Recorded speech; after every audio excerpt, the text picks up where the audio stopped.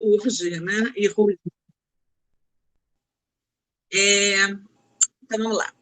Quando eu comecei o curso de mestrado em literatura brasileira na UERJ, eu pretendia trabalhar a literatura do Caio Fernando Abreu, porque na especialização eu gostei muito de trabalhar Caio Fernando, eu trabalhei, foi um bloco da especialização que eu trabalhei com o professor Ítalo Morricone, que falou sobre Caio Fernando, e eu fiquei apaixonada pela literatura dele, e falei, bom, vou tentar o mestrado, vou trabalhar isso, até porque eu queria o Ítalo como meu orientador, né? E aí, quando eu fui escrever a monografia, porque na época a seleção para o mestrado da UERJ era feita uma monografia, era sorteado um ponto e você tinha um determinado período para fazer uma monografia e apresentar a monografia, e depois, caso a monografia fosse aprovada, a gente passaria para uma entrevista. Aí, o ponto que foi sorteado foi as contradições do romantismo em José de Alencar. E eu escolhi para trabalhar o livro Lucila, que era para trabalhar a figura da mulher, né? A figura da prostituta. Né? E aí, quando eu peguei esse texto, quando eu comecei a pesquisar sobre isso, eu vi que se o prazer homossexual era apagado, era proibido aos homens, o prazer das mulheres era ignorado. Né? As mulheres eram consideradas seres assexuados. E aí eu pensei, gente, se o gay não pode e a lésbica não tem libido, como é que, aliás, e a mulher não tem libido, como é que fica a lésbica nessa história, né? Que ela tem o duplo estigma, além de ser mulher, é homossexual, né? E aí eu descobri que o que havia em relação à homossexualidade feminina era um grande silêncio e que, na busca da construção de uma identidade homossexual, os homens passam por cima de várias questões para eles inexistentes, como exatamente essa que eu citei, que é a inexistência da libido, né? A desconsideração da libido feminina. Então, na nossa sociedade, que é heteronormativa, eu brinco, eu falo heteropatriarcal falocêntrica, um palavrão, né? O prazer do macho nunca foi negado a ele, nem a cidadania e nem a voz do macho, né? O homem, quando eu penso na palavra falo, eu penso nos dois significados, né, da palavra falo. Falo pênis e o falo. Quer dizer, o homem sempre teve o falo e sempre falou, né? E aí eu até tinha anotado que ontem, para ver como a voz da mulher sempre foi silenciada, ontem foi aniversário de 89 anos do voto feminino no Brasil. E, incrivelmente, na Suíça, que é considerado um país civilizado, as mulheres só começaram a votar em 1971. Eu já era nascida e as mulheres ainda não votavam na Suíça. Enfim, aí isso me intrigou, eu falei, gente, eu preciso trabalhar sobre isso, eu mudei totalmente eu esqueci, botei o Caio Fernando de lado, falei, não, vou trabalhar a literatura lésbica, vamos ver o que eu espremo daí, dessa história. Em relação à homossexualidade masculina, a gente tem várias referências desde a Grécia Antiga, né? Mas e as mulheres? A respeito das mulheres, paira um grande silêncio. Quando eu realizei a pesquisa, eu vi que li pela primeira vez a respeito das relações lésbicas naquela mesma Grécia, sobre a qual encontrei a seguinte afirmação, uma citação da Tânia Navarro Swan. No imaginário social, pensa-se em Atenas, onde as mulheres eram excluídas e a homossexualidade masculina aceita. Mas na Grécia Oriental, as mulheres participavam da vida social e sua sexualidade era livre da norma heterossexual. Em Esparta e outras cidades da mesma época, as mulheres treinavam para lutas armadas e viviam separadas dos homens. A heterossexualidade era obrigação gerida pelo Estado para fins reprodutivos. Ou seja, tinha lésbica na Grécia, sim. E era aceito, né? Só que no discurso da história, que, como todos sabem, o discurso da história tem vários filtros, né? Só chegou até a gente o registro das mulheres de Atenas, E foi esse registro que ficou colado no nosso imaginário. As Amazonas, por exemplo, são citadas em textos como os de Homero, mas não constam no registro dos historiadores, que as consideram lendas como as sereias. Afinal, como conceber as mulheres independentes dos homens? Séculos de história apagam as mulheres da ação do mundo. Também uma citação da Tânia Navarro Sônia.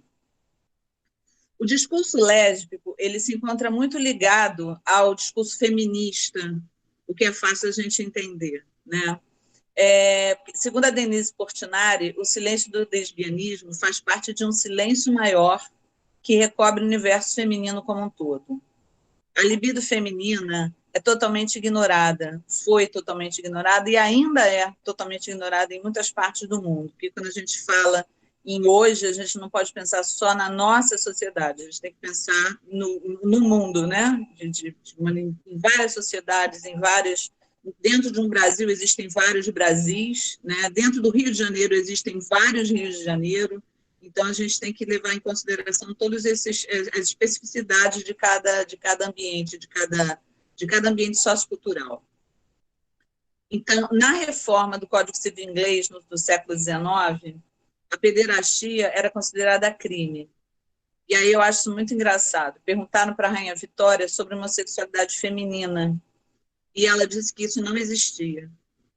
Porque para o vitorianismo, a mulher era tão assexuada que seria impossível pensar que ela pudesse querer praticar um ato sexual com outra mulher, pois fazê-lo apenas com um homem já era obrigação por demais penosa. Eu assisti a um vídeo de uma palestra proferida por aquela escritora nigeriana que virou modinha, graças a Deus, passou a ser bem conhecida, Chimamanda Adichie, né? E na qual ela fala, essa palestra é sensacional, ela fala sobre o perigo de lermos histórias únicas, contadas sempre sob uma mesma perspectiva. Como exemplo, ela vai comentar que os africanos, na interpretação de muitas pessoas, seriam sempre indivíduos com roupas coloridas e curiosas que desconhecem músicas além dos sons tribais. Ela conta ela foi para um alojamento, aqueles quartos de universidade, né? Eu acho que era uma inglesa. E aí a inglesa ficou espantadíssima quando viu que ela usava roupa igual a dela, ouvia os mesmos tipos de música, e falou, nossa, eu achava que era uma coisa que os africanos eram diferentes. Aliás, se fala africano como se fosse o continente inteiro, como se fossem todas os mesmos, um país só, um grande país, né? Com uma mesma cultura. Segundo a palestra da Chimamanda, o problema de se escrever ou contar uma única história sempre, repetidamente, é que a gente acaba incutindo na cabeça das pessoas a ideia de que aquela é a única verdade, né? Quando eu assisti essa palestra, eu fiquei pensando e eu estabeleci um link com a literatura homossexual, porque os homossexuais, durante séculos, foram invisíveis para a sociedade, né? E até hoje a literatura ainda é predominantemente heterossexual, porque a esmagadora maioria dos textos produzidos traz a voz heterossexual. O nosso sistema social só aceita como positiva a categoria heteromasculina, a heterossexualidade compulsória, por ser considerada a única forma de sexualidade legítima, né? E todos os que não se adequarem a ela são necessariamente excluídos se forem percebidos, porque às vezes não são percebidos, né? O heterossexual não precisa se explicar e nem se identificar, porque se parte do pressuposto de que o indivíduo, se não fala nada sobre a sua sexualidade, ele é naturalmente heterossexual. Então, nos textos literários, por exemplo, quando a gente lê um poema, vamos dizer, um poema que fale da amada. Ah, minha amada, não sei o quê. A interpretação vai ser, fatalmente, a de que o eu lírico é homem, né? Ninguém vai pensar que pode ser uma lésbica falando para a amada. Então, para escrever uma literatura lésbica ou uma literatura gay, é preciso que seja explicitado, né, que os personagens envolvidos no caso de amor são, aliás, perdão, para escrever a literatura lésbica, a gente tem que explicitar que as personagens de amor, do caso de amor, são mulheres. E a mesma coisa vai valer para a literatura gay. Se essa associação entre a fala da Chimamanda Adichie e o discurso heteronormativo é possível, o que a gente pode dizer, então, em relação especificamente ao discurso lésbico, né? Porque, ao longo do tempo, a gente pode perceber que a história das personagens lésbicas na literatura é bastante diferente da história dos personagens gays. Os gays, mesmo com a imposição do discurso heteronormativo, eles tiveram uma série de manifestações na literatura. Existem alguns personagens de Balzac, de Proust, de Gide.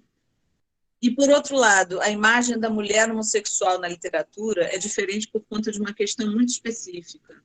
Além de ter que falar de uma sexualidade desvinculada dos fins reprodutivos, que seria a única considerada normal, ela ainda precisa lutar pela legitimação da libido feminina, que sofreu durante séculos o silenciamento que foi resultado de uma censura social.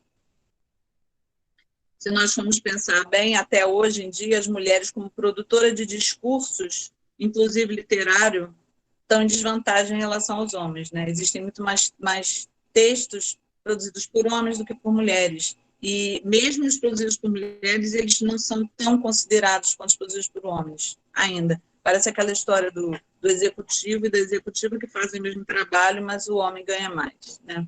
Então, como exemplo, eu cito a Academia Brasileira de Letras, que são 40 vagas, né? 40 cadeiras. Atualmente, a gente tem 2 cadeiras vagas, 5 mulheres e 33 homens. E esse número ainda é alto, porque se a gente for levar em consideração, se a gente for fazer um levantamento do número de mulheres que ocupou uma cadeira na Academia Brasileira de Letras, a gente vai ver que o número é ínfimo em comparação com o número de homens. No ano de 1928, só em 1928, tá? Uma escritora inglesa chamada Radcliffe Hall, ela publicou um livro que viria a ser conhecido como a Bíblia do Lesbianismo, chamado Poço da Solidão. A autora mostrou a personagem lésbica como um desvio da natureza. Olha como ela nos apresentou, se apresentou. A intenção dela com essa personagem foi mostrar à sociedade que as mulheres eram homossexuais não por desvio de caráter, mas porque elas tinham, vamos dizer, um defeito de fabricação, né? Era uma fatalidade, elas nasciam lésbicas, elas não tinham ingerência sobre isso. Elas nasciam assim e pronto. Então, como ela tentava justificar dessa maneira, era para que a sociedade não rejeitasse as lésbicas. Tipo, poxa, coitadas, é como se você tivesse nascido sem uma perna. Nasceu sem uma perna. Coitada, nasceu sem uma perna. A gente não pode rejeitar essa pessoa porque ela nasceu sem uma perna. Então, era mais ou menos assim. Assim, uma visão bem pouco lisonjeira, né? Mas, de qualquer forma, ela deu uma visibilidade a gente que ainda não existia, a visibilidade da mulher lésbica. Então, é conhecido como a Bíblia do lesbianismo, porque muitas mulheres, na época, né, quando elas viram aquilo, elas, caramba, eu não sou doente, eu não sou sozinha, eu não sou... Isso é uma coisa, foi um desígnio da natureza, já que ela dizia que era isso, tudo bem, mas eu não estou sozinha, existem outras como eu. Né? Então, elas se sentiram identificadas naquele texto, coisa que até aquele momento elas não tinham nenhum elemento literário, nenhum personagem com quem elas conseguissem se identificar. O Poço da Solidão, ele foi censurado, os exemplares foram apreendidos e foram queimados nos porões da Scotland Yard.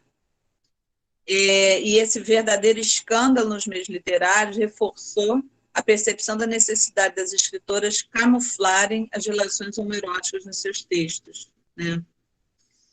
E agora eu preciso dizer que mesmo antes desse livro da Radcliffe Hall, uma brasileira se atreveu a levantar a cabeça, né, em uma atitude de transgressão, foi a Maria Benedita Bormann, que, sob pseudônimo de Délia, publicou um livro chamado Lésbia, no ano de 1890.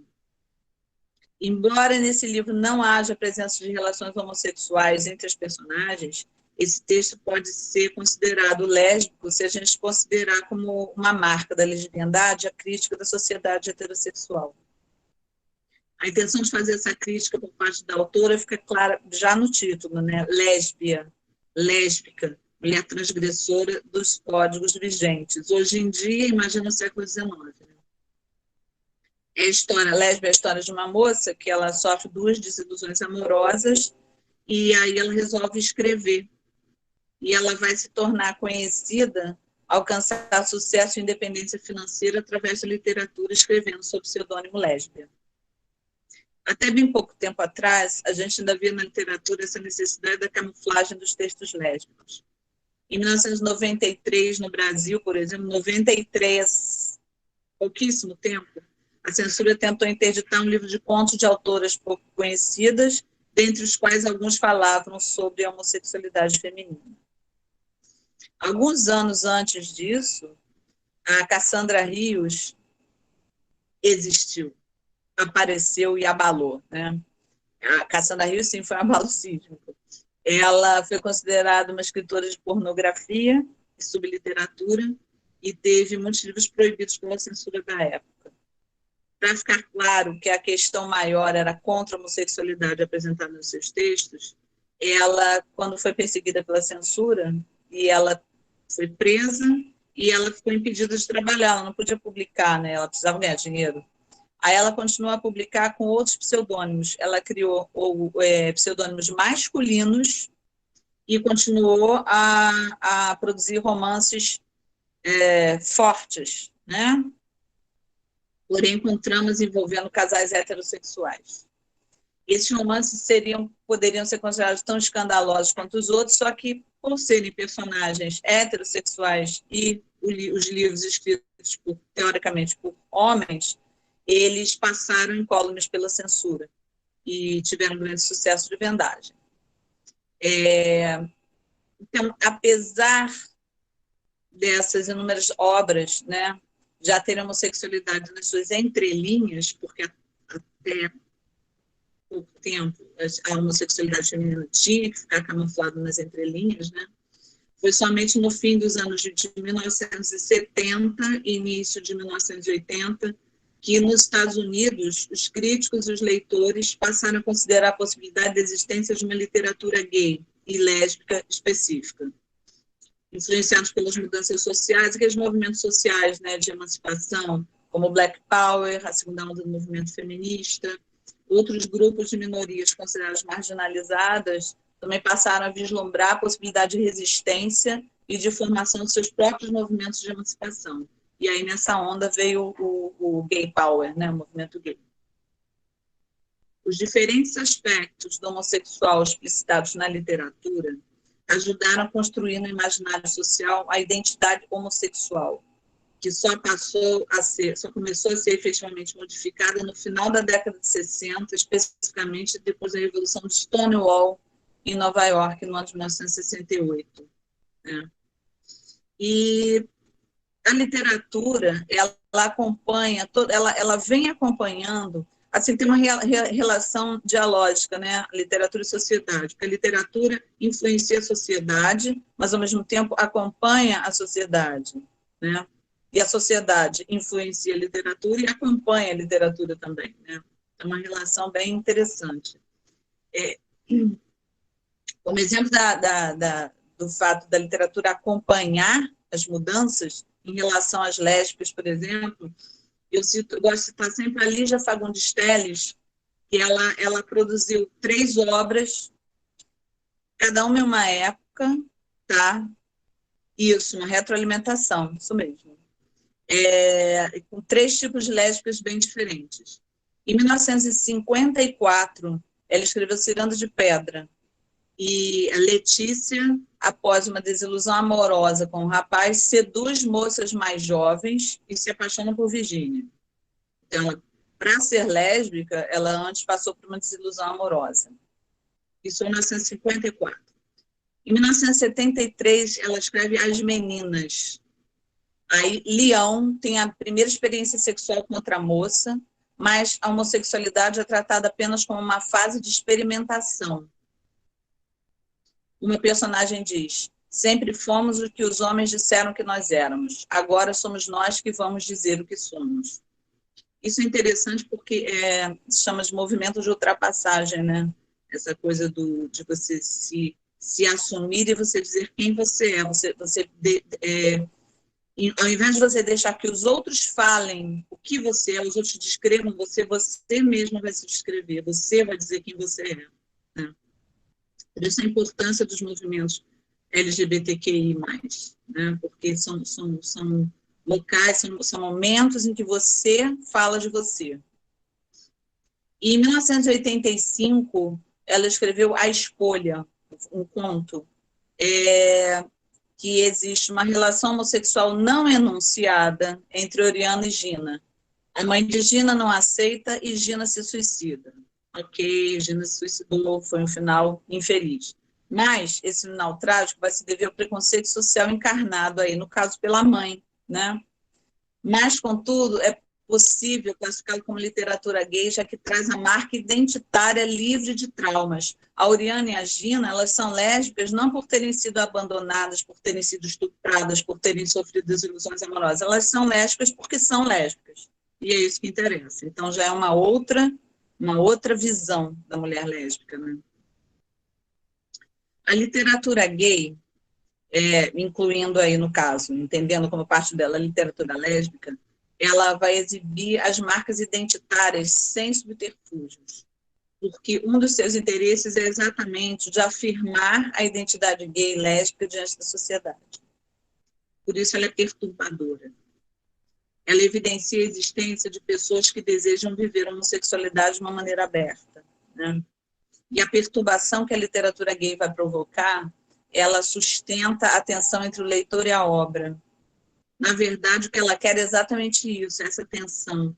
Pois o leitor não se livrará dos seus preconceitos ele não se livrará dos seus preconceitos sem uma reflexão profunda provocada por essa tensão, né? Ele, ao perceber a possibilidade de relacionamento, experiências completamente diferentes das suas, das consideradas normais, ele vai começar a pensar na existência, na possibilidade da existência dessas relações diferentes. A literatura é um instrumento poderoso para que a humanidade se conscientize a respeito da sua própria história e da possibilidade de transformá-la em uma sociedade diferente.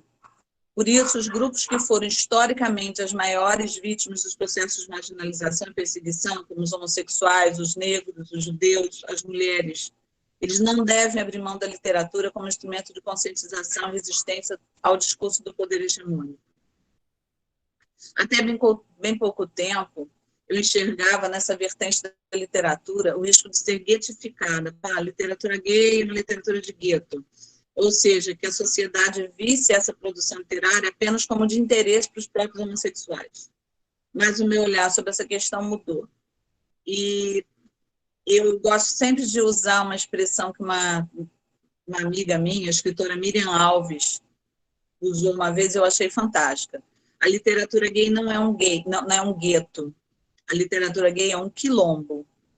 E a diferença entre o gueto e o quilombo é simples. Enquanto o gueto é um local para onde as pessoas portadoras de algum estigma são empurradas pela sociedade, o segundo, o quilombo, é um lugar onde os sujeitos estigmatizados se organizam para enfrentar essa sociedade que os estigmatiza. Então, é um lugar de resistência. Não é um lugar de autoexclusão, é um lugar de resistência, de organização de resistência. Então, a partir dessa organização, a literatura gay vai acabar ultrapassando os muros desse quilombo, na medida em que vai influenciar a mudança de comportamento dos sujeitos homossexuais.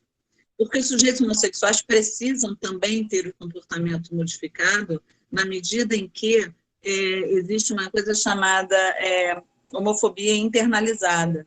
Você, de tanta sociedade martelar na tua cabeça de que a única forma correta de se relacionar afetivamente é heterossexual, você acaba se sentindo culpado ou culpada por não ser assim, por não obedecer, não seguir esses critérios de comportamento, né?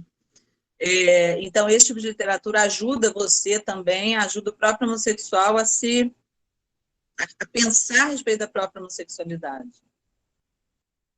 E aí, como exemplo desses quilombos, a gente viu no final da década de 90, no Brasil, o surgimento das edições do selo GLS, da editora Sumos, fundado pela Laura Bacelar, amiguíssima, amicíssima minha, Laura Bacelar, fantástica mulher. Ela tinha como objetivo, ela é uma pioneira, ela tinha como objetivo publicar livros com temáticas que atendessem aos interesses das minorias sexuais. E aí, depois, posteriormente, no dia 30 de agosto de 2008, a Laura Bacelar, em parceria com a Hannah Cores, abriu a editora Brejeira Malagueta, que era a primeira editora lésbica do Brasil. Só que, infelizmente, essa iniciativa não suportou as dificuldades do mercado editorial e acabou encerrando as atividades. E mantém atualmente apenas as vendas dos livros em catálogo, né, os livros que ainda ficaram. Os livros publicados por essas editoras, bem como vários livros independentes, publicações em blogs, etc., a gente viu crescer textos em que as relações homossexuais femininas são explícitas, podendo ser consideradas pornográficas. Aqui eu quero citar que as definições do que é pornografia, essas definições são absolutamente subjetivas. Para ter uma ideia, a justiça inglesa no século XIX considerava pornográficos os textos que fossem escritos com o único propósito de corromper a moral dos jovens. Oi? Né? Como assim? Nessa mesma época, os americanos consideravam pornográficos quaisquer textos onde aparecessem qualquer referência a pessoas ou animais mantendo relações sexuais. E aí isso colocava no mesmo saco as obras do James Joyce, Sade Boccace e qualquer obra sobre a natureza, né? Já que fala sobre reprodução dos animais. Todas elas eram proibidas. Em um momento não tão distante, no Brasil, no ano de 1970, surgiu um decreto na legislação brasileira que considerava como pornografia qualquer publicação ou exteriorização contrária à moral e os bons costumes e que explore a sexualidade. No entanto, a gente continua sem saber o que eles entendiam por bons costumes e por exploração da sexualidade, né? Enfim. Aí, no final das contas, a gente pode chegar à conclusão de que essas definições vão variar, são subjetivas porque vão variar em função do contexto sociocultural em que elas se inscrevem, né? Mas, independentemente de qualquer definição, a gente vê que essa foi uma estratégia utilizada, a inserção de cenas de sexo foi uma estratégia utilizada para finalmente escancarar a existência desse tipo de relação. Sim, queridos, é possível as mulheres fazerem sexo sem a presença do falo. Quando eu escrevi a minha dissertação de mestrado, lá no ano 2003, o tema era exatamente o fim do silêncio lésbico na literatura contemporânea, literatura brasileira contemporânea. O título da dissertação é Boca no Trombone, Literatura Lésbica Contemporânea. Ela foi publicada pela Sumos como livro, né, com o título As Heroínas Saem do Armário, Literatura Lésbica Contemporânea. Como eu estava falando do fim do silenciamento, eu escolhi um formato inusitado. Já que eu queria falar sobre visibilidade, eu resolvi que o melhor formato não seria, definitivamente, o texto acadêmico clássico, aquele texto formal, hermético, né, incompreensível para o público médio, que o público médio não chega nem perto. Daí eu propus ao meu orientador, que felizmente aceitou minha proposta meio doida, né, escrever em formato ficcional e em formato epistolar. Porque eu queria exatamente atingir um número maior de pessoas, né? E aí, eu escrevi, a estratégia foi a seguinte, eu criei uma personagem chamada Luciana, que o meu orientador diz que é meu alter ego, né? E ela precisava escrever uma dissertação de mestrado e ela estava bloqueada. E aí, para tentar desbloquear, ela começa a se corresponder com uma professora universitária aposentada, com quem ela troca informações e pede orientações. Nessas cartas que ela troca com essa professora, foi a parte em que eu desenvolvi a parte teórica, mas eu procurei escrever da maneira mais informal possível, da maneira mais informal que um texto teórico pode ter. Tem citação, tem referência, tem um monte de coisa, mas eu procurei botar uma linguagem acessível. E essas cartas foram intercaladas com cartas escritas para outros personagens.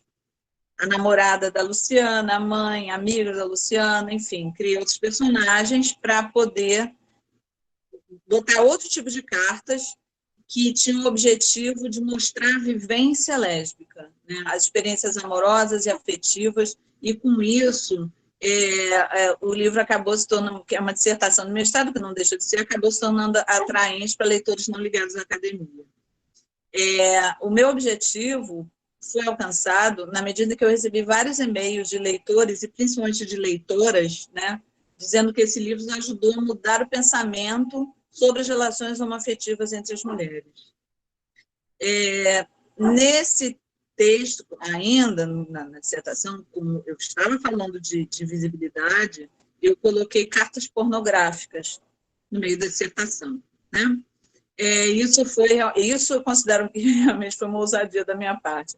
A Laura Bacelar, na época, ela falou assim, cara, eu daria tudo para ver a cara da sua banca ao se deparar com a palavra buceta logo nas primeiras páginas da dissertação. Acho que na segunda página tem a palavra buceta. Então, assim, caraca, né? Peguei pesado, mas foi bacana. E eu entendi que a presença de textos em que o sexo aparece explicitamente é importante para marcar essa visibilidade sobre a qual eu vinha falando. E eu estava falando sobre literatura homoerótica feminina, fazendo literatura homoerótica feminina. E como em todos os... Uma coisa que a gente tem que tomar cuidado, né? Porque como em todos os movimentos de afirmação identitária, a gente tem que considerar que isso pode ser um campo minado, cheio de variáveis que têm que ser consideradas. Se essa foi uma estratégia para o escancaramento das relações sexuais entre mulheres, é porque o momento era justamente de chutar a porta do armário, né? A gente saiu do armário chutando a porta, e desmistificar a ideia de que o sexo sem o pênis é impossível. Mas eu preciso ressaltar que no momento atual da literatura brasileira, eu acho que essa não deve ser... Aliás, eu acho que nunca precisou ser a única forma de se produzir texto homoerótico feminino. Isso foi uma coisa de militância, né? Foi um movimento necessário. Eu acho que pode sim continuar, não estou dizendo que os textos agora têm que ser pudicos, não é isso. Pode sim, mas isso não precisa mais ser usado como estratégia, né? Porque o que acontece? Se você usar sempre esse formato de texto, a gente corre o risco de reforçar a ideia de que os homossexuais só pensam e fazem sexo 24 horas por dia. E que isso é uma fantasia, né? Uma fantasia seria até bem interessante, mas não é o que acontece. A gente não faz sexo 24 horas por dia, a gente não pensa em sexo 24 horas por dia, a gente faz milhares de outras coisas. A gente estuda, trabalha, vai a banco, faz comida, né? A gente cria filhos, a gente faz um monte de outras coisas. Na fantasia, existe essa fantasia social de que os homossexuais são seres vorazes sexualmente, né? Como se as mulheres lésbicas não pudessem ver uma calcinha pendurada na corda que avançassem na calcinha, né? Para ter uma ideia, na minha tese de doutorado, que eu falei sobre a literatura, sobre a questão homoerótica na literatura infanto-juvenil, eu cito um livrinho que foi escrito para crianças bem pequenas, um livrinho chamado King and King, foi escrito por duas holandesas. É um livro para crianças pequenas, que é um livro com pouco texto, muita gravura, né? E esse texto é a história de um príncipe que ele precisava se casar, e aí várias princesas dos reinos vizinhos vão lá para que ele escolha uma delas para se casar e tal, só que ele não se interessa por nenhuma. E aí um dia chega um príncipe do reino vizinho trazendo a irmã. E aí quando ele vê o príncipe, a coroinha dele pula na cabeça assim, oh, what a wonderful prince, ele se apaixona, e aí eles no final se casam e são felizes para sempre. E aí eu contei isso. tem uma coisa interessante, que isso foi contada, essa historinha foi contada para as crianças de pré-escola na Inglaterra, crianças de 5 anos, mais ou menos, e no final as crianças perguntaram, a preocupação das crianças foi se as princesas rejeitadas tinham ficado tristes. Quer dizer, elas nem associaram, não viram problema nenhum na relação dele com o outro príncipe, né? Você vê que o preconceito é uma coisa que, infelizmente, é aprendida, né? Mas quando eu comentei sobre isso com um colega meu no trabalho, ele falou assim, mas eu acho que essa história, assim, isso não é legal para criança pequena, porque as crianças, poxa, fala sobre sexo, né? Eles vão fazer sexo, as crianças sabem que eles vão fazer sexo. Aí eu pensei, mas nas histórias tradicionais, Cinderela, por exemplo, ela casa com o príncipe, eles também dão beijo, eles também vão fazer sexo, então também fala sobre sexo. Aí ele é verdade, quer dizer, ele só associou a uma coisa assim que inapropriada para criança por falar de sexo, porque era entre 2 homens. Porque nas histórias tradicionais, inclusive fala-se até hoje, né, do abuso, porque o príncipe da Bela Adormecida beija a Bela Adormecida quando ela está dormindo, da Branca de Neve beija quando ela está eventualmente morta, né?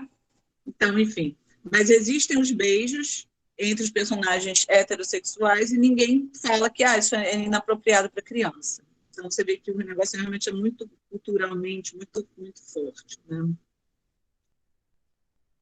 Hoje em dia, a gente já vê vários filmes, seriados, livros, né, sobre homossexuais voltados para o público homossexual. Os personagens homossexuais proliferam nas novelas e a gente pode perceber o esforço para normalizar o estigma da homossexualidade, o que incentiva o sujeito, leitor, espectador, a questionar determinados conceitos estabelecidos pela sociedade, ou seja, uma visibilidade hoje em dia está bem maior. Ao perceber que esses conceitos não são verdades absolutas, os que a sociedade impõe, né, o próprio estigmatizado vai questionar sua classificação como anormal, baseado no estigma que possui. Logo maior será a naturalidade e a espontaneidade com que ele demonstrará a sua maneira de ser. E assim o seu grau de aceitação pelos não estigmatizados aumentará. Porque eu acho isso. Se você chega para a pessoa e diz assim, desculpa, eu sou homossexual, a pessoa vai te olhar de um jeito. Agora, se você chega e comenta que no fim de semana você saiu com a sua esposa, foi viajar, não sei o quê, mas de uma maneira muito natural, a pessoa pode até dar uma balançada, mas ela vai ver que você está encarando com tanta naturalidade que ela vai acabar encarando com naturalidade também. Então, essa tática só vai surtir efeito positivo se a pessoa realmente estiver segura da sua aceitação. Se ela apaziguar os seus conflitos internos, né, gerados pelo seu estigma, ou seja, se ela superar essa homofobia internalizada. E é assim que a literatura gay, a literatura lésbica vai sair do gueto. É óbvio que, sob muitos aspectos, esse é um desenvolvimento muito positivo, porque diminui grande parte das antigas tensões impostas pela clandestinidade e a vergonha. Mas a gente tem que ressaltar uma outra coisa importante, que frequentemente embutida numa nova postura está a adoção de uma identidade também imposta de fora. Então, como eu disse anteriormente, isso é um campo minado e tem o perigo de que se institua uma forma correta de prática homossexual, palatável para a sociedade, segundo a qual os homossexuais nos romances e contos têm relacionamentos semelhantes aos heterossexuais, respeitando todas as regras ditadas por um novo padrão de moral e bons costumes. De qualquer forma, vai ser padronizado, né?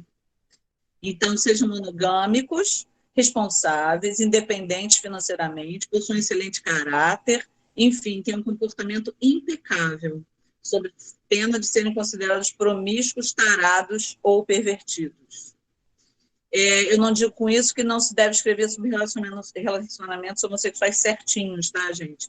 Mas o problema é que eles sejam escritos segundo esses modos só para serem tolerados. Então, que as outras formas de relações afetivas, homoafetivas, sejam consideradas erradas, né? A gente vê muito isso, o preconceito, dentro do próprio grupo, né? Por exemplo, tem grupos de lésbicas que falam assim, aquela ali, não, eu acho lésbica, não tenho nada contra lésbica, acho legal, eu sou lésbica, mas ser caminhoneira, se vestir de homem, ou então, fulana é casada há não sei quantos anos, ok, mas a outra vai para boate, faz pegação, cada dia está com uma mulher diferente. Então, assim, a gente tem que tomar cuidado para que não haja um novo padrão de comportamento imposto, entendeu? Isso não é legal. Então, é preciso que a gente tome cuidado para que, na tentativa de se naturalizar os indivíduos considerados diferentes, essa naturalização não seja condicionada aos comportamentos estereotipados, desejados socialmente. Do contrário, ao invés da gente questionar os preconceitos, a gente vai estar reforçando os preconceitos, né? Acompanhando essa nova identidade em fase de formação, a gente vê que surge o mercado homossexual e a exploração comercial contribui para a modelagem desses determinados padrões. Apesar das boas intenções, a gente não pode esquecer de que qualquer padrão apresentado vai ser castrador e repressivo, na medida em que todos precisem se adaptar a eles. Para ser aceito ou aceita, o homossexual se conforma em manter sua relação com a sociedade baseada em palavras como aceitação ou tolerância. Isso é uma coisa que me incomoda extremamente, porque esses termos, aceitação e tolerância, eles denotam a manutenção de uma relação desigual, né? Porque só se tolera ou se aceita algo que, em princípio, é passível de ser considerado intolerável ou inaceitável. E isso é inaceitável. De qualquer maneira, eu acho que é humilhante o esforço despendido pelo indivíduo no intuito de se adaptar a um modelo que não corresponde ao que ele mesmo quer, a própria maneira dele ser. Muitos homossexuais condenam a si mesmos a não agir naturalmente, mas sim de maneira que não choque a sociedade, porque eles tentam se adaptar a esse novo padrão imposto, né? Essa, na verdade, a sociedade, ela sempre vai tentar impor limites de aceitação, aos quais o homossexual vai se ajustar, caso deseje conviver em harmonia. Esses limites são pré-existentes ao sujeito e vão continuar a existir depois da sua morte. No entanto, eles vão se modificando muito lentamente, já que a humanidade, que é quem cria esses conceitos, esses limites, ela não para de evoluir, né? Não para de caminhar, graças a Deus. Se bem que no momento a gente deu um passinho para trás, mas vamos em frente. É certo, porém, que para que os limites se modifiquem, alargando as suas cadeias apertadas, até que se rompam totalmente algum dia, num futuro talvez muito distante, se faz necessário que os próprios homossexuais forcem essas cadeias, forcem esses limites. Porque se eles permanecerem em uma posição de aceitação e enquadramento aos limites, ninguém vai fazer nada para mudá-los. Cada um tem que lutar por si. Ok? É isso. Encerro aqui a minha fala. Inicialmente, a gente quer agradecer, Lúcia, pela sua participação, por esse caminhar, né, histórico da figura lésbica, nesse aporte teórico e existencial, né? E aí, nós temos 3 perguntas que nos foi colocada, mas uma coisa que a senhora fala, no final da sua fala, que me chama muito a atenção, a necessidade da passibilidade, né? De você conseguir passar. E, enquanto lésbica, a gente pensa o seguinte, quanto eu necessito performar feminilidade para as minhas relações homossexuais serem aceitas socialmente, né? Dentro, por exemplo, do âmbito do trabalho, da família. Então, você até pode ser lésbica, mas você precisa ser feminina. Você não pode agredir socialmente a visão, né, heteronormativa. Então, isso é uma coisa que a sua fala nos desperta muito. Jordane Souza, ela coloca, a literatura lésbica, infelizmente, não atinge boa parte da sociedade, nem das pessoas que ocupam o lugar de fala. E aí eu acho que ela quer me perguntar assim, como é esse lugar de fala? Quem é essa pessoa que fala? Né? Quem é essa pessoa? Não entendi, desculpa, não entendi a pergunta. Porque ela coloca assim, a literatura lésbica, infelizmente, não atinge boa parte da sociedade, nem as pessoas que ocupam o lugar de fala. ela só coloca essa fala dela, e aí o que me vem em minha mente é falar quem é esse lugar de fala, porque as lésbicas até então eles não tinham esse lugar, né, professora? Sim, e assim, o lugar de fala, né? Quando a gente coloca essa literatura produzida por lésbicas, exatamente a gente está querendo fazer isso. Aquilo que eu falei, é o movimento de ultrapassagem, né? Você está realizando um movimento de ultrapassagem. Porque até bem pouco tempo atrás, podiam até. Apareciam personagens lésbicas, inclusive, mas em literatura escrita por homens, né? Ou literatura escrita por mulheres héteros, eu já vi também isso, né? Tem livro da Cíntia Moscovitch, tem livro da Fernanda Young, né? Que são mulheres heterossexuais, quer dizer, eu acho que são mulheres heterossexuais, mas que elas colocam personagens lésbicas. E realmente é diferente você colocar a tua experiência, porque é o teu lugar de fala, é o movimento de ultrapassagem, é você dizer quem você é, você dizer o que você pensa, você dizer o que você sente. Tem toda a questão que falam assim, você pode falar de qualquer coisa. Quando você está produzindo um texto literário, você pode ser qualquer coisa. Sim, você pode ser qualquer coisa realmente. Eu posso escrever colocando a minha voz de narrador como um homem, por exemplo. Só que eu acho que não tem certos nuances, especialmente em relação aos segmentos marginalizados, tem certos nuances que as pessoas não conseguem compreender, né? Por exemplo, eu estava assistindo a fala de um amigo meu, negro, professor universitário, ele é professor da UF, e eu sou amiga dele há zilhões de anos, há zilhões de anos. Mas agora, durante a pandemia, ele fez uma palestra e ele falou sobre as questões raciais, as questões que ele enfrentou. E eu pensei assim, gente, eu até depois mandei uma mensagem para ele e falei assim, cara, eu nunca tinha te visto assim, eu nunca tinha acessado essa questão específica, porque é uma coisa que, para mim, como eu sou branca, sou mulher, enfim, eu sou diferente, eu tenho outras questões específicas, né? Tem essa Miriam Alves, que é essa minha amiga até que falou do Quilombo e do Gueto, que eu acho ela inteligentíssima, escritora inteligentíssima. Ela fala que, ela tem 3 estigmas. Ela é negra, ela é mulher e ela é homossexual. Aí ela falou, cara, imagina as vivências que ela enfrentou, que ela enfrenta, são diferentes das minhas vivências, são diferentes das suas vivências, são diferentes das vivências de cada um, né? Por exemplo, a gente fala, eu participei de uma mesa na Off Flip e a gente estava falando sobre literatura lésbica e tal, não sei o quê, e éramos 3 autoras na mesa, sendo que eu era a única lésbica, as outras são heterossexuais, mas elas têm filhos gays, e elas escrevem literatura voltada para esse público também, que trabalha essas questões por conta dos filhos delas serem gays, né?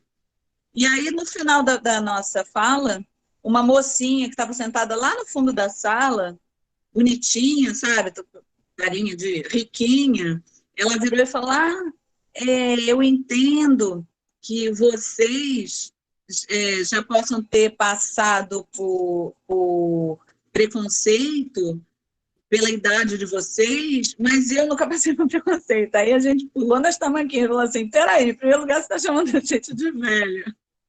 Em segundo lugar, querida, em que mundo você vive? Em que planeta você vive? 2 semanas antes, um menino de 14 anos, homossexual, tinha sido morto. Morto.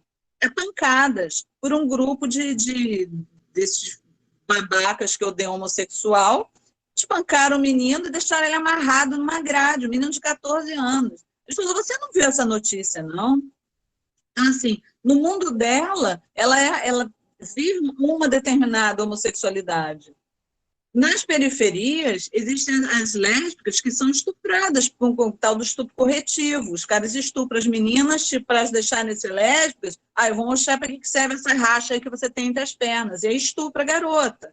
Então, assim, são coisas, são tantas realidades diferentes que a gente precisa dar o lugar de fala para que as pessoas se coloquem, para que as pessoas compreendam, vejam e tentem acessar o máximo possível experiências diferentes pelas quais cada um passa, né? Eu não sei se era isso que ela queria, mas... Ela colocou aqui, professora, que ela queria falar assim, sobre... Refiro-me às pessoas que são homossexuais e não têm acesso à literatura como suporte, para se reconhecer, né, e ter um suporte. Mas tem acesso sim, hoje em dia tem tanta coisa na internet, eu acho que, assim, você tem que buscar, existe produção, você tem que buscar. É claro que tem gente que, são as várias realidades, tem gente que não vai ter acesso mesmo. Tem uma lésbica que mora no sertão da Paraíba, só um minutinho, deixa eu abrir e soltar minha cachorra aqui, só um instante. Uma lésbica que mora, de repente, lá no sertão da Paraíba, que não tem estudado, que não tem acesso, aí é uma coisa, né? Agora, as pessoas que têm acesso, elas podem buscar, sim, tem muita produção, tem bastante coisa sendo produzida ainda. Tem muita coisa sendo produzida na internet, né? Porque o mercado editorial está muito complicado. Está complicado para todos, né? Não só para a literatura e literatura lésbica, está complicado de maneira geral. A gente está vendo as livrarias fechando, editoras fechando, e, enfim, a gente está numa fase bem complicada, bem triste. Professor, eu comungo, quando ela coloca sobre essa questão, né, de a gente não ter acesso, uma dica realmente, minha dissertação de mestrado fala só sobre literatura lésbica, feitas por lésbicas e para lésbicas, e no mundo, né, nesse universo da internet. Então, tem muita coisa para se explorar, tem fanfic, tem sites realmente, inclusive a Laura Bacelar, antes ela tinha um site, que eu comecei minhas leituras de contos, histórias lésbicas, lá no site dela, né? Isso aí eu estou falando de 2010, mais ou menos estava na universidade. Então, foi 500 anos atrás, né? 84 anos, gente. Mas é só explorar e procurar que tem. E aí, a Ana Amélia fala assim, professora, quais romances nacionais contemporâneos lésbicos a senhora recomendaria? Gente, olha, não tem um que eu recomendaria. Assim, tem, por exemplo, a Carina Dias, ela é uma autora assim, super queridíssima, né, das meninas lésbicas, tem a Idrica Moraes, você tem que pesquisar, você tem que entra no Google, vai lá, tem Lúcia Facco, tem bastante coisa. Não tem um específico, não vou falar um específico para não privilegiar ninguém, em detrimento de outros. Exato. O Ivanildo questiona sobre a dificuldade de publicação por mulheres lésbicas. O que leva essas mulheres a ter essa dificuldade de ter suas obras produzidas? Existe dificuldade mesmo. Existe dificuldade, mas existe dificuldade não só, não é essa dificuldade não é um privilégio das mulheres lésbicas, não, tá? A dificuldade é bem ampla atualmente. Eu trabalho com crítica literária e eu vejo que eu trabalho com vários autores novos, né? Vários autores iniciantes, e eles têm muitas dificuldades. Geralmente, as pessoas hoje em dia estão fazendo publicações, estão pagando publicações, tem muitas editoras que estão trabalhando nesse esquema de publicar, mas o autor paga, né, pela publicação. Enfim, que está difícil mesmo, está difícil mesmo.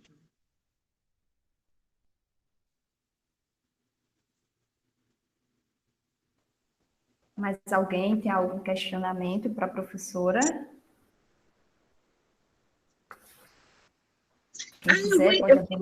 Eu vou indicar um livro que eu gosto muito, tá? se chama Armário Sem Portas. É um livro que foi escrito é um casal de meninas, né, a Carla e a Pia, né, elas escreveram esse livro, e é um livro gozadíssimo, é um livro super divertido, que fala sobre... São crônicas delas, né, elas falam sobre a vivência, sobre o dia a dia delas, é bem, bem divertido.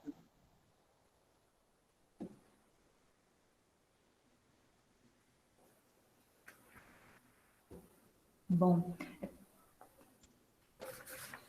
vamos esperar mais alguém, tem alguma pergunta? A gente está aqui, né, com o privilégio de estar com a Lúcia aqui. Foi colocado o nome de livro, o livro se chama Falar dos Meus Amores Invisíveis, de Socorro Lira. Tem um romance Olha também. Só que interessante esse nome, né? Amores Invisíveis, né? Você vê que o termo invisível está ainda, né, permeando, né, tá muito ainda entranhado nas obras que abordam esse tema, né? Amores Invisíveis. Tem um romance muito bom que é Shangri-La. Eu trabalhei ele no mestrado, quando eu fiz 2 propostas de projeto. Mariana Poteclis? Exatamente.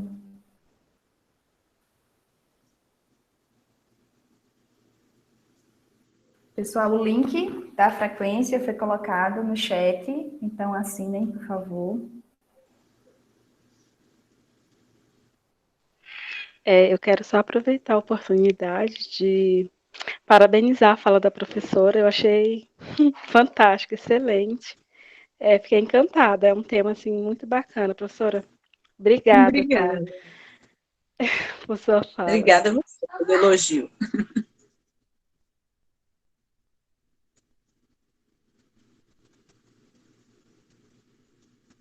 Quem é, Elisandra?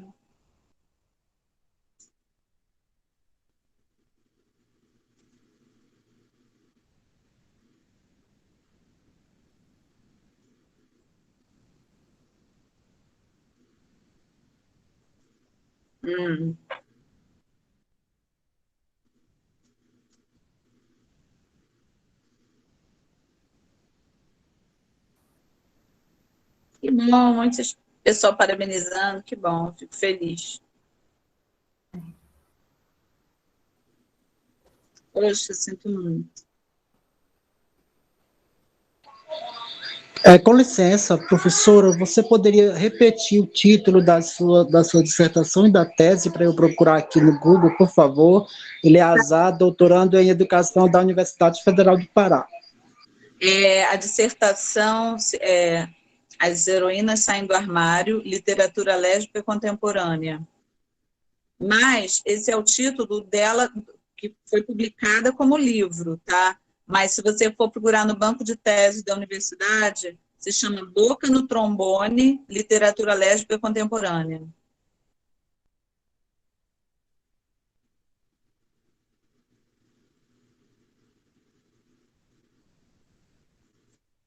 Muito obrigado. Nada. Então, o Grupo Ligeps quer agradecê-la, professora. Foi um prazer, foi uma noite de conhecimento, foi também um prazer pessoal conhecê-la, mesmo que seja pelas telas. A gente só tem a agradecer. Pelas telas, né? Eu adoraria estar aí na Paraíba, tomando um banho de sol nessa água quentinha, em vez de estar com essa pandemia infernal trancada aqui dentro de casa. Oh, meu Deus do céu. Quando isso passar, quem sabe, né? A gente não vai tomar água de coco. O convite já está feito para vir, né, para até João Pessoa conhecer, né, o resto da Paraíba. A gente tem muitos lugares para serem ocupados. A família da minha companheira é daí, é de Sapé. Pertinho de João Pessoa. A gente agradece também a paciência e, assim, você ter ontem se disponibilizado, não deu certo ontem, nós tivemos um problema, e a compreensão, né? Essa existência, né, e esse colocar-se no lugar do outro foi muito importante para nós do evento. Então, muitíssimo obrigado a você e a todos e todas que estiveram aqui partilhando conosco essa noite tão incrível. Muito obrigada. Obrigada, eu que agradeço, tá? Agradeço muito o convite, mais uma vez, e não precisa agradecer eu ter mudado, ter compreendido, porque isso é uma questão de empatia, acho que a obrigação de todo mundo é essa. A gente já tem problema demais, né, para ainda ter que arrumar confusão por causa de problemas técnicos, de coisas que podem acontecer com qualquer pessoa, né? E o trabalho de vocês, assim, eu, pelo seminário que eu falei, que a gente, aliás, o simpósio que eu falei que a gente realizou, que eu vi a dificuldade que é, eu tenho certeza que o grupo aí de vocês está trabalhando muito e o evento está bem bacana e vai chegar ao final bem nota 10, tá bom? Gente, obrigada aí por todos, tá? Pela presença de todos, tá bom? Boa noite. Boa noite, professora. Bom descanso. Obrigada.